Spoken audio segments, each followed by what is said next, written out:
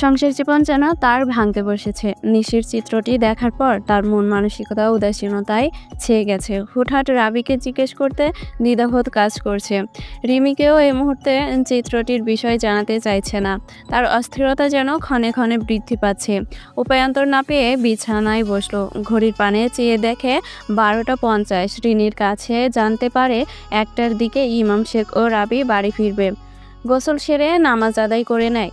ইতিমধ্যে রাবিও বাড়ি ফিরেছে। সকালের ঘটনাটি নিয়ে রাবির এখনও কিছুটা মনক্ষুণ্ণ। রায়ার সঙ্গে কোনো প্রকার কথা বলল না।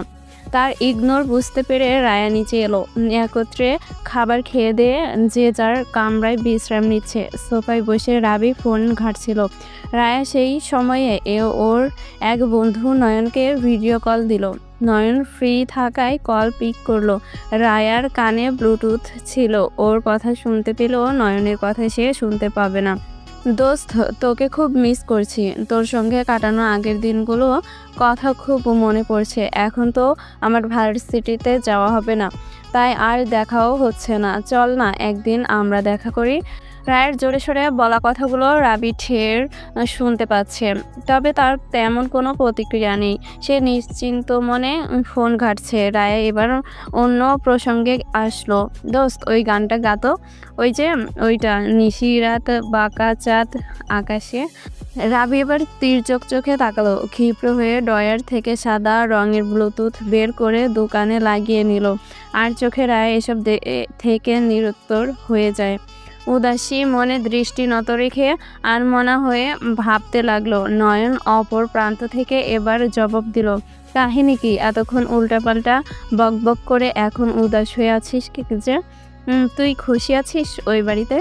রায়া মৃদু হাসি প্রদান করে বলল, অনেক হ্যাপি আছি। শ্বশুর বাড়ির সবাই খুব ভালো। আর স্বামী, সে ভালো তো? তোকে ভালোবাসে, কেয়ার করে? এক পলক রাবিকে দেখে রায়া সরু নিঃশ্বাস ফেলে বলে, সবার কপালে সব সুখ লেখা থাকে না। এক দিক থেকে তাকে অসুখী থাকতেই হবে, এটাই স্বাভাবিক। কি বোঝাতে চাইছিস তুই? বোঝাতে চাইছি শাশুড়ি আম্মা ডাকছে, পরে কথা বলবো।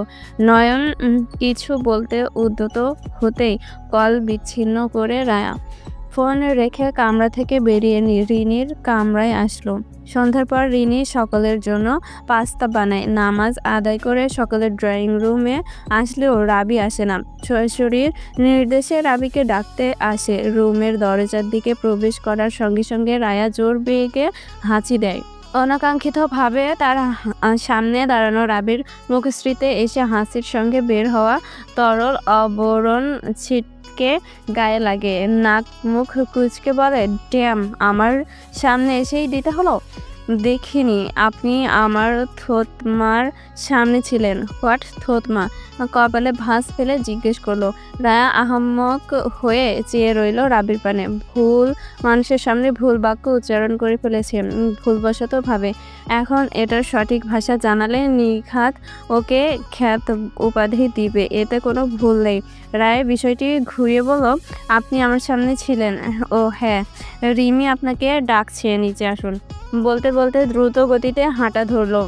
রাবি ওকে থামাতে গিয়েও পারল না। সে তার প্রশ্নের সঠিক উত্তর পায়নি। বিরক্ত বোধ নিয়ে বেসিনে এসে মুখ ধুয়ে নেয়, তারপর নিচে আসে। পাস্তা রাবির পছন্দের। টেবিল থেকে এক বাটি নিয়ে সোফায় বসে খেতে লাগলো একত্রে। টিভি চলছে, খবর দেখতে ব্যস্ত সকলে। রায়া খাওয়া শেষে কামরাতে এলো। সোফার ওপর রাবির ফোন দেখতে পেয়ে হাতে তুলে নিল। পাওয়ার বাটন ক্লিক করে পাসওয়ার্ড প্যাটার্ন দেখে ফোন আগের স্থানে রেখে দিল। ভেবেছিল নিশির সম্পর্কে খুঁটিনাটি আরও বিষয় খবর নিবে ফোনের মাধ্যমে, কিন্তু তা আর হলো না। পায়ের শব্দ শুনে বুঝতে পারে রাবি আসছে। সে ফোন রেখে নিজের ফোন থেকে ইউটিউবে নিশিরাত নিয়ে গানের লিস্ট সার্চ দিয়ে বের করে গান প্লে করলো।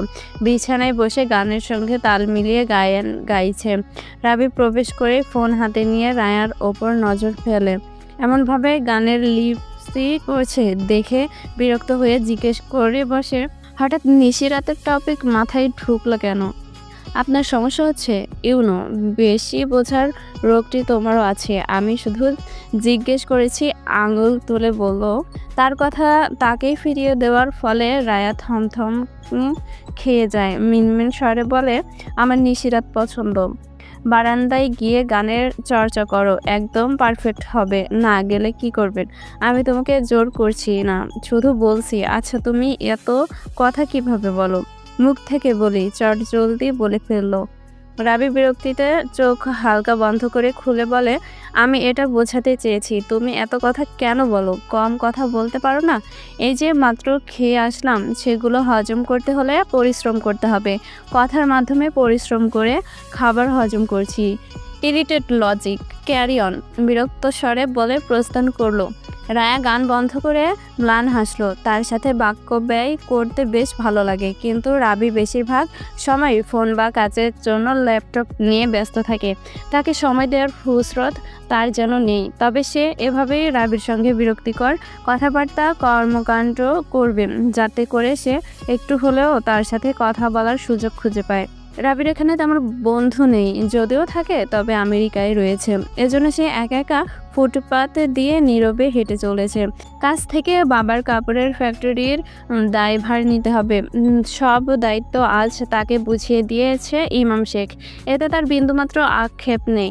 তবে সে তার শখকেও প্রাধান্য দিবে। ফুসরত পেলেই ড্রেসের ডিজাইন আঁকবে, সেগুলো মানসম্মতভাবে তৈরি করাবেন এবং প্রচার করার জন্য মডেলদের অফার দিবেন। এসব পরিকল্পনা আগেভাগে করে রেখেছে। আপাতত কদিন এ কাজে মন দিতে চায়। বাড়িতে ফেরার পথে 2 বক্স চকলেট কিনে রায়া ও রিনের জন্য।